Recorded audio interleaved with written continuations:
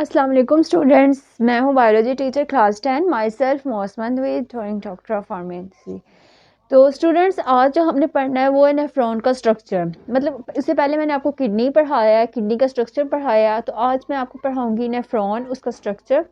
तो उसके बाद नेक्स्ट वीडियो में इंशाल्लाह नेक्स्ट लेक्चर में हम नेफ्रॉन की स्ट्रक्चर और उसकी नेफ्रॉन के जो फंक्शंस हैं उसकी हम डिस्कशन करेंगे। तो students, recording your board exams nephron structure is very important. ये आपके बोर्ड एग्जाम में आपके खासकर लॉन्ग क्वेश्चन जो है उसके अंदर ये आता होता है कि right a note on the structure of the nephron. तो इसके अंदर मैं आपको बताती हूँ कि आप किस तरह इसको आप प्रोसीड करते हो, किस तरह आप इसे लिखते हो, वो सारा मैं आपको इसको डायग्राम के साथ समझा देती हूँ। ओके स्टूडेंट्स, अगर हम स्टार्ट करेंगे नेफ्रॉन के स्ट्रक्चर के बारे में, तो नेफ्रॉन के स्ट्रक्चर में स्टार्ट करने से पहले मैं आपको बताऊँ कि नेफ्रॉन के हम इसको क्लासीफाई भी करते हैं on the basis of structure, और इसके जो पार्ट्स हैं मैं उसको बताती हूँ। सबसे पहले तो नेफ्रॉन अगर आप देखने में देखो तो नेफ्रॉन होता है किस तरह, ये इस तरह नेफ्रॉन का जो स्ट्रक्चर मेनली होता है। या आपकी बुक के ऊपर भी इसकी डायग्राम बनी हुई है, आप उधर से भी देख सकते हो। उसके अलावा मैंने आपको एक सिंपल वे में ये डायग्राम जो है ये भी बना दिया है। स्टूडेंट्स, नेफ्रॉन जो है ना, ये मिलियंस ऑफ नेफ्रॉन्स हमारी बॉडी के अंदर प्रेजेंट होते हैं। मतलब हमारी किडनीज में जो मिलियंस ऑफ नेफ्रॉन प्रेजेंट होते हैं। लेकिन मतलब एक किडनी है तो उसके अंदर मिलियंस ऑफ नेफ्रॉन है, दूसरी किडनी है तो उसके अंदर भी मिलियंस ऑफ नेफ्रॉन है, क्योंकि जो हमारा बॉडी का जो फंक्शंस हैं related to urine formation, filtration extra, तो ये सारे फंक्शंस करते ही नेफ्रॉन है। तो ये मिलियंस में बॉडी के अंदर हमारी किडनी के अंदर प्रेजेंट होते हैं। तो अगर आप इनकी बात करो तो ये 1 से 1.3% ना, जो लोग 45 से प्लस होते हैं, जिनकी एज 45 प्लस होती है, उनके अंदर ये रेशियो मिलियंस ऑफ नेफ्रॉन जो है वो डिक्रीज़ होने लग पड़ती है। जब उनके अंदर ये रेशियो डिक्रीज़ होने लग पड़ती है तो इसकी वजह से हम कहते हैं कि उनके अंदर जो 45 प्लस लोग होते हैं उनके अंदर किडनी प्रॉब्लम्स शो होने लग पड़ते हैं। वो क्यों होते हैं? क्योंकि नेफ्रॉन्स नेचुरली तौर पे ही बॉडी के अंदर जो है वो कम होने लग पड़ते हैं। करते हैं नेफ्रॉन जो है इसके स्ट्रक्चर के बारे में। तो नेफ्रॉन को हम ना 2 पार्ट्स में क्लासीफाई, इसके स्ट्रक्चर के बेस हम कहते हैं कि इसके 2 स्ट्रक्चर्स में 2 पार्ट्स हैं। इसके कौन कौन से पार्ट्स हैं नेफ्रॉन के स्ट्रक्चर के? एक है रेनल कैप्सूल, रेनल कॉर्पसल, और जो दूसरा है वो है रेनल ट्यूब्यूल। ठीक है, अब रेनल कॉर्पसल और दूसरा है रेनल ट्यूब्यूल। तो स्टूडेंट्स, रेनल कॉर्पसल की अगर आप बात करो तो ये रेनल कॉर्पसल वाला पार्ट है, और अगर आप रेनल ट्यूब्यूल की बात करो तो ये वाला जो पार्ट रेनल कॉर्पसल के इधर से जो स्टार्ट होता है एंड तक, ये रेनल ट्यूब्यूल वाला पार्ट है नेफ्रॉन का। अब रेनल कॉर्पसल के अंदर जो हम फर्दर क्लासीफाई करते हैं ना, तो इसके अंदर 2 स्ट्रक्चर्स आते हैं। एक आता है बोमेन्स कैप्सूल, बोमेन कैप्सूल, इसे हम रेनल कैप्सूल भी कहते हैं, और एक आता है ग्लोमेरुलस। स्टूडेंट्स, मैं आपको इसकी डिटेल में थोड़ा सा बताती हूँ स्ट्रक्चर की। फिलहाल अभी आप ये इसका ओवरव्यू ले लो कि दूसरे रेनल कॉर्पसल इसके 2 पार्ट्स होते हैं further, Bowman's capsule and glomerulus. कौन सा? ये है ग्लोमेरुलस, जिसको हम कहते हैं बेड ऑफ कैपिलरीज, क्योंकि इसके अंदर कैपिलरीज ही कैपिलरीज होते हैं। और ये जो कप शेप स्ट्रक्चर आपको नजर आता है ये आप कहते हो बोमेन कैप्सूल है। देन स्टूडेंट्स, अगर आप रेनल ट्यूब्यूल की बात करते हो तो रेनल ट्यूब्यूल जो है इसके अंदर जो हमारे स्ट्रक्चर्स आते हैं वो हैं पीसीटी, लूपा फैनले एंड डीसीटी। पीसीटी मतलब प्रोक्सिमल कन्वोल्यूटेड ट्यूब्यूल, आपकी बुक पे भी ये लिखा हुआ है प्रोक्सिमल कन्वोल्यूटेड ट्यूब्यूल, इसे हम कहते हैं पीसीटी। ये पीसीटी वाला पार्ट होता है। Then we come to the loop of Henle, ये जो पार्ट हमारा आता है वो लूपा फैनले, क्योंकि यू शेप जो स्ट्रक्चर आएगा ये हम कहेंगे लूपा फैनले एंड डीसीटी।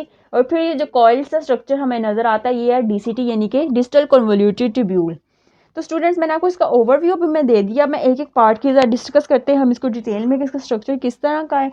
तो सबसे पहले मैं अगर आपको बताऊं कि हम नेफ्रॉन को क्लासीफाई कैसे करते हैं, तो हम अगर इसकी सिचुएशन इसके पार्ट्स की बेस पे देखा जाए ना, तो हम नेफ्रॉन को क्लासीफाई भी करते हैं। फॉर एग्जांपल, अगर आप रेनल कॉर्पसल की बेस पे देखो तो हम रेनल कॉर्पसल की बेस के ऊपर नेफ्रॉन को क्लासीफाई करते हैं। कैसे करते हैं? हम नेफ्रॉन को हम कहते हैं कि नेफ्रॉन की 2 टाइप्स हैं। कौन कौन सी टाइप्स हैं 2? एक है कॉर्टिकल नेफ्रॉन, कॉर्टिकल नेफ्रॉन, और दूसरा है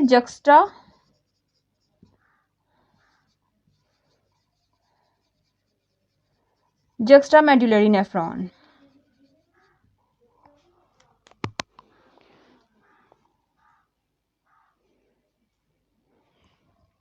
ओके स्टूडेंट्स, जो कॉर्टिकल नेफ्रॉन और जस्टामेडुलर, अब हमने ये जो दो पार्ट्स कहीं टाइप्स कहीं हैं वो हमने कहा है कि रेनल कॉर्पसल की सिचुएशन बेस पे, यानी कि इसकी बेस पे, इसकी सिचुएशन की बेस पे हमने कहा है कि नेफ्रॉन जो है वो दो तरह के होते हैं, कॉर्टिकल और जस्टामेडुलरी। कॉर्टिकल नेफ्रॉन कौन से होते हैं? इनके वो नेफ्रॉन जिनका रेनल कॉर्पसल मतलब कि जो ये वाला पार्ट है, ये जो आपका पार्ट है, ये किडनी के कॉर्टेक्स में हो। फॉर एग्जांपल हमने जो किडनी का पढ़ा था, हमने जब किडनी को क्लासिफाई किया था तो हमने कहा था कि जो उसका आउटर पार्ट होता है वो कॉर्टेक्स है और जो इनर पार्ट है उसको हमने कहा था वो मेड्यूला है। ऐसे ही किया था ना क्लासिफाई हमने, पिछले लेक्चर में मैंने आपको किडनी क्लासिफिकेशन बताई थी रिलेटेड टू द स्ट्रक्चर। तो हमने कहा था जो आउटर पार्ट होता है उसको कहते हैं कॉर्टेक्स और जो इनर पार्ट होता है उससे कहते हैं मेड्यूला। तो हमने कहा था कि जो कॉर्टिकल नेफ्रॉन्स जो होते हैं, यानी कि वो वाले नेफ्रॉन्स जिनका ये रेनल कॉर्पसल मतलब कि ये जो ग्लोमेरुलस और बोमेन कैप्सूल यानी कि इतना जो पार्ट है ये कॉर्टेक्स के अंदर आ रहा हो, बाकी बेसिक मेड्यूला में हो लेकिन ये वाला पार्ट कॉर्टेक्स के अंदर हो, उसे हम कहते हैं कॉर्टिकल नेफ्रॉन्स। यानी कि ये वाले नेफ्रॉन्स 85% नेफ्रॉन्स होते हैं बॉडी में। और अगर आप जस्टा मेडुलरी की बात करो तो वो नेफ्रॉन्स जिनका रेनल कॉर्पसल जो है वो मेड्यूला यानी कि इनर साइड के अंदर इधर हो, तो उसे हम कहते हैं जस्टा मेडुलरी नेफ्रॉन्स। ठीक है, तो स्टूडेंट्स फंक्शन दोनों नेफ्रॉन्स का क्या है कि इन्होंने हम यूरिन की फॉर्मेशन करनी है। फंक्शन दोनों का सेम है कि इन्होंने यूरिन की फॉर्मेशन तो करनी है, लेकिन कॉर्टिकल ने तो सिर्फ यूरिन की फॉर्मेशन करनी है, जक्स्ट्रा वाला जो है इसने यूरिन की फॉर्मेशन के साथ इसकी कंसंट्रेशन को भी इंक्रीज करना है। यानी कि यूरिन को मोर कंसंट्रेटेड हम कहते हैं कि कौन सा नेफ्रॉन बनाता है, तो वो जक्स्ट्रा मेडुलरी नेफ्रॉन जो होता है वो यूरिन को मोर कंसंट्रेटेड बना देता है। ओके स्टूडेंट्स, होप सो आपको इतना समझ आ गया। अब हम एक एक पार्ट जो है उसका हम डिटेल स्ट्रक्चर पढ़ते हैं।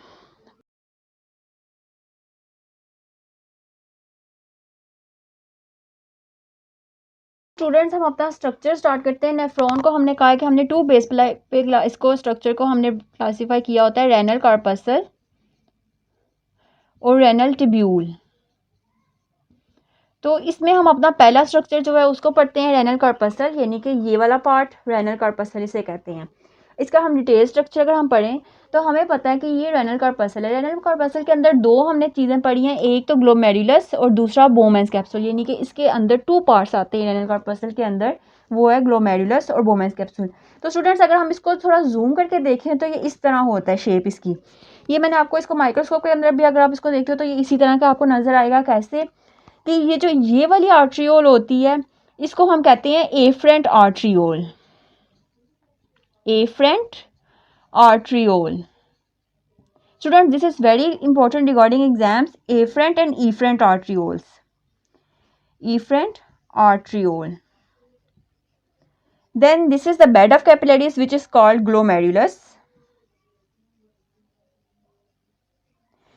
स्टूडेंट्स अगर हम ग्लोमेरुलस, ये एफरेंट आर्ट्रियोल, ये एफरेंट आर्ट्रियोल, पहले हम इसके ना स्ट्रक्चर्स को ड्रा कर लेते हैं। तो ये वाली जो है इसे कहते हैं outer parietal layer,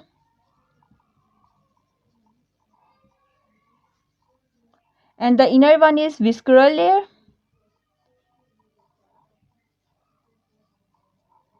okay students अगर आप इसको देखते हो तो ये वाला जो पार्ट है इसे हम कहते हैं ग्लोमेरुलस और ये जो कप शेप स्ट्रक्चर है इसे हम कहते हैं बोमेन कैप्सूल। बोमेन कैप्सूल कह लें या रेनल कैप्सूल कह लें, इसे हम बोमेन कैप्सूल कहते हैं। अब अगर आप बात करो कि ब्लड जो है कैसे आपके अंदर मतलब कि हमारी कैपिलरीज में किस तरह, हमारे ग्लोमेरुलस में किस तरह आता है, तो वो किडनी के किस के जरिए ब्लड जो है अंदर आएगा, तो आप कहते हो कि एफरेंट आर्ट्रियोल्स, यानी कि ये वो आर्ट्रियोल्स हैं जो कि ब्लड को ग्लोमेरुलस तक लेके आती हैं। अब इनका काम होता है कि ये एफरेंट आर्ट्रियोल जब हमारे ग्लोमेरुलस यानी कि ये जो इस वाला स्ट्रक्चर है इधर आती है तो ये एफरेंट आर्ट्रियोल डिवाइड हो जाती है, यानी कि ये 4 to 5 लार्ज कैपिलरीज में फर्दर डिवाइड होगी। फिर उसके बाद फर्दर इसकी स्मॉल डिवीजन्स होती हैं स्मॉलर कैपिलरीज में। मतलब ये इसको हम कहते हैं कि इस स्ट्रक्चर को ये जो बनाती है ना, इसे हम कहते हैं ये एनास्टोमोसिस बना देती है। एनास्टोमोसिस मतलब कि ये ना एक इरेगुलर सा स्ट्रक्चर बना देती है, इरेगुलर कैपिलरी बेड जो बन जाता है उसे हम कहते हैं कि ये ग्लोमेरुलस है। ग्लोमेरुलस का अगर आपसे पूछे कि व्हाट इज ग्लोमेरुलस, तो हमने कहना बेड ऑफ कैपिलरीज या फिर टफ्ट ऑफ कैपिलरीज, यानी कि बंच ऑफ कैपिलरीज, कैपिलरीज जिनका बंच को हम क्या कहेंगे ग्लोमेरुलस। तो ये एफरेंट आर्ट्रियोल जब इधर आता है ये फर्दर डिवाइड होकर ये एक लूप सा एक ना इरेगुलर स्ट्रक्चर क्रिएट करती है जिसे हम कहते हैं ग्लोमेरुलस। और देन इधर क्या होगा, इधर हमारी फिल्ट्रेशन होती है। ग्लोमेरुलस का काम है कि इसने ब्लड को फिल्टर करना होता है। अब ये फिल्ट्रेशन के बाद ये जो आर्ट्रियोल है इसे कहते हैं एफरेंट आर्ट्रियोल, मतलब कि इधर से ब्लड अब बाहर जाएगा, ठीक है, इधर से बाहर जाएगा, एफरेंट से अंदर आएगा और एफरेंट से बाहर जाएगा। अगर आपसे कोई क्वेश्चन पूछता है, बोर्ड पे एग्जाम में आ सकता है क्वेश्चन कि किडनी जो है नेफ्रॉन, अगर किडनी की बात करें तो किडनी में कौन सी जो मतलब कि किडनी की कौन सी जो नेम बताएं ब्लड वेसल्स का कि जो किडनी तक ब्लड लेके जाती हैं, तो आपने कहना है रेनल ब्लड वेसल्स जो होती हैं वो हमारे किडनी में ब्लड वेसल्स ब्लड लेके जाती हैं। फॉर एग्जांपल रेनल आर्टरीज और रेनल वेन्स, यानी कि रेनल का वर्ड किडनी के लिए यूज़ करते हैं तो हम कहते हैं रेनल आर्टरीज और रेनल वेन्स जो है वो किडनी के रिलेटेड होती हैं। लेकिन अगर आपसे कोई पूछता है कि नेफ्रॉन में, मतलब नेफ्रॉन की अगर बात करें, हम किडनी के अंदर फर्दर इंडल्ज हो जाएं, अगर नेफ्रॉन की बात करें तो नेफ्रॉन में कौन सा जो स्ट्रक्चर है, कौन सी ब्लड वेसल्स है जो कि ब्लड लेके जाती है, तो वो आपने कहना है एफरेंट आर्ट्रियोल्स। मतलब एफरेंट आर्ट्रियोल्स का काम ये है कि इन्होंने ब्लड जो है वो अंदर लेके जाना होता है एंड एफरेंट आर्ट्रियोल के ज़रिए जो ब्लड है वो बाहर चला जाता है। तो स्टूडेंट्स एफरेंट आर्ट्रियोल्स का और एफरेंट आर्ट्रियोल का मैंने आपको बता दिया। इधर हमारा प्रोसेस होगा फिल्ट्रेशन का प्रोसेस। देन अगर आप बात करो बोमेन कैप्सूल ये क्या है, तो ये जो कप शेप स्ट्रक्चर आपको नज़र आता है इसे हम कहते हैं बोमेन्स कैप्सूल। बोमेन कैप्सूल इसकी फर्दर 2 लेयर्स होती हैं, like outer parietal layer and inner visceral layer. ये जो बाहर वाली लेयर होती है इसे हम कहते हैं पेराइट्रल लेयर, ये आउटर लेयर होती है, ठीक है। ये जो अंदर वाली लेयर है इसे हम कहते हैं विस्ट्रल लेयर, ये अंदर वाली लेयर। ये एपिथेलियल सेल से बनी होती हैं और इधर पोडोसाइट्स होते हैं, यानी कि ये भी फिल्ट्रेशन के प्रोसेस के लिए ही यूज़ होते हैं वोमेंस कैप्सूल। और ये इसने क्या करना था, इसने इनक्लोज करता है मतलब के ग्लोमेरुलस को, और ये कप शेप स्ट्रक्चर है खुद इस तरह बना होता है। तो स्टूडेंट्स ये वाला जो स्ट्रक्चर मैंने आपको डिटेल बताया ये था रेनल कॉर्पसल का स्ट्रक्चर। देन हम पढ़ते हैं रेनल ट्यूब्यूल का स्ट्रक्चर।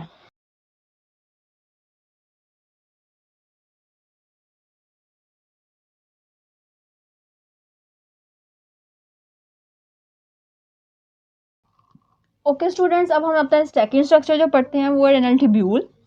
रेनल कॉर्पसल मैंने आपको बताया रेनल ट्यूब्यूल। रेनल ट्यूब्यूल जो है इसकी अगर हम क्लासीफाई करें तो ये फर्दर 3 पार्ट्स में क्लासीफाई होता है। फर्स्ट पार्ट इसका है पीसीटी। पीसीटी मतलब proximal convoluted tubule. Then second वाला जो होता है उसे हम कहेंगे loop of Henle. Then distal convoluted tubule.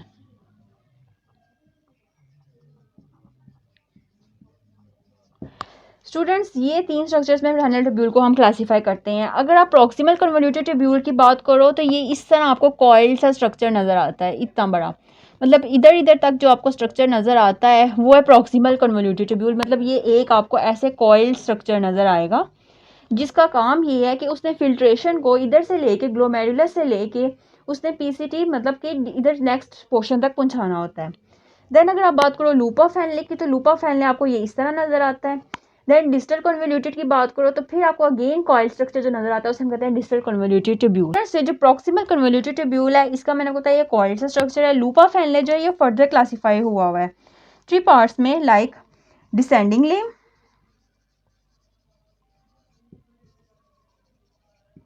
ये hairpin bend, then ascending limb. ये फर्दर क्लासीफाई है थिक डिसेंडिंग लिम्ब में,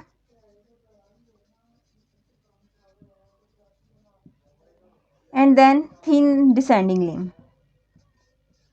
ये इसको फर्दर क्लासीफाई करते हैं थिन असेंडिंग लिम्ब में और ये थिक असेंडिंग लिम्ब में।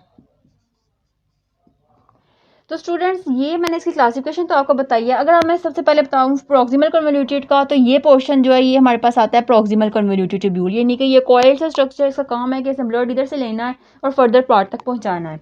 देन अगर बात करें लूपा फैनले की, तो लूपा फैनले इधर से लेके इधर तक जो स्ट्रक्चर हमें नज़र आता है ये वाला सारा पोर्शन ये लूपा फैनले, यानी कि इसे हम कहते हैं कि यू शेप स्ट्रक्चर है, इस वजह से हम इसे कहते हैं लूपा फैनले। लूपा फैनले को हमने फर्दर क्लासीफाई किया था descending limb, hairpin band and ascending limb. Descending limb क्या है स्टूडेंट्स, ये इधर से लेके इधर तक डिसेंडिंग लिम्ब है, डिसेंडिंग मतलब नीचे जा रहा है, और इधर से लेके इधर तक जो है वो असेंडिंग लिम्ब है, यानी कि असेंडिंग मतलब ऊपर जा रहा है, और दरमियान में ये जो स्ट्रक्चर है इसे हम कहते हैं हेयरपिन बैंड। अगर आप डिसेंडिंग लिम्ब को देखो तो फर्दर क्लासीफाई किया था thick descending limb and thin descending limb में। Thick and thin descending limb में कैसे क्लासीफाई किया है कि जो थिक पोर्शन है, मतलब थोड़ा सा आपको देखते हो कि थोड़ा वास्ट है, वाइड है, तो इसे हम कहते हैं थिक डिसेंडिंग लिम्ब। और अगर आप थोड़ा सा लाइट पोर्शन देखते हो जिसको नैरो ट्यूब्स हैं, तो इसे हम कहते हैं thin descending limb. Okay students, ये नहीं कि ये थिक ऊपर वाला पोर्शन थिक है, नीचे वाला थिन है। ब्लड ने क्या करना है, अब इधर से होता हुआ उसने नीचे इधर आना है। Thick descending limb then thin descending limb, ये। और उसके बाद लूपा, ये वाला स्ट्रक्चर जिस इसे हम कहते हैं हेयर पिन बैंड। ये जो स्ट्रक्चर है इसे हम कहते हैं hair pin bend. Then students, अगर आप चाहो नेक्स्ट पे करो प्रोसीड, तो आता है असेंडिंग लिम्ब। असेंडिंग लिम्ब में जो आप स्टार्ट हो रहा है ये वाला, यानी ये नैरो ट्यूब है, तो उसे हम कहते हैं थिन असेंडिंग लिम्ब। देन ये फर्दर ऊपर जाए तो ये थोड़ा वाइड हो जाता है, तो उसे हम कहते हैं थिक असेंडिंग लिम्ब। देन ये एंड होता है डिस्टल कन्वोल्यूटेड ट्यूब्यूल में। अब ये जो स्ट्रक्चर है इधर तक ये स्टार्ट हो जाएगा डिस्टल कन्वोल्यूटेड ट्यूब्यूल। इसका ये भी कॉइल स्ट्रक्चर होता है। इसका काम भी ये है कि इससे इधर से लेना है और आगे कलेक्टिंग डक्ट तक हमारे जो हमारा फिल्ट्रेशन प्रोसेस है उसको ड्रेन करना है। तो ये जो बड़ी सी आपको ट्यूब नज़र आती है इसे हम कहते हैं कलेक्टिंग डक्ट। कलेक्टिंग डक्ट मतलब नाम से ही पता है, कलेक्टिंग डक्ट मतलब कलेक्ट कार्डिया डक्ट्स को। अब बहुत सी डक्ट डिस्टल कन्वोल्यूटेड ट्यूब्यूल्स होती हैं, वो इधर आके कलेक्ट होती हैं, तो इस वजह से हम इसे कहते हैं कलेक्टिंग डक्ट। मतलब अगर हमने हमारा जो यूरिन फॉर्मेशन हुई है वो हमारी कलेक्टिंग डक्ट में जाएगी। अब मैं आपको बताती हूँ कि यूरिन फॉर्मेशन के किधर किधर से पैसेज ऑफ यूरिन होके जाता है हमारे यूरिथ्रा तक।